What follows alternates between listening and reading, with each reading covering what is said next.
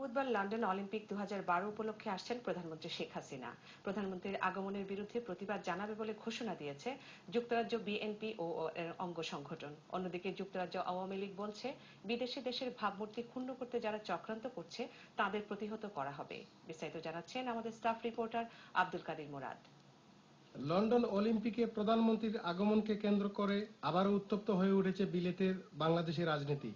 BNP বলছে প্রধানমন্ত্রীর আগমনের বিরুদ্ধে প্রতিবাদ জানাবে, আর আওয়ামী লীগ বলছে প্রতিবাদকারীদের প্রতিহত করবে। সোমবার পূর্ব লন্ডনের ব্রিক লেনের একটি রেস্টুরেন্টে টাওয়ার হ্যামলেটস বিএনপি আয়োজিত মত বিনিময় সভায় শীর্ষ নেতারা বললেন, প্রধানমন্ত্রীর আগমনের প্রতিবাদে জালো মিছিল করবে তারা।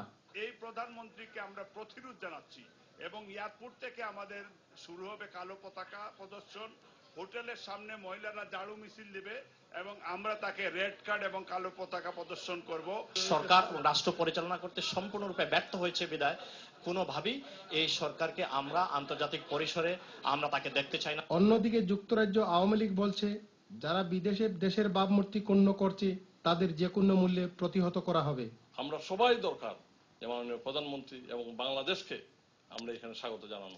আমরা ধিক্কার জানাই যে সমস্ত ব্যক্তি বা গোষ্ঠীরা যাদের উত্থান ষড়যন্ত্রের মধ্য দিয়ে, যাদের উত্থান হত্যা এবং খুনের মধ্য দিয়ে, যারা বাংলাদেশকে বিশ্বাস করে না, যারা বাংলাদেশের স্বাধীনতা সংগ্রামের বিরুদ্ধে ষড়যন্ত্র করেছে, তাই প্রবাসী বাঙালিরা প্রতিহত করবে। কাল আসছেন প্রধানমন্ত্রী।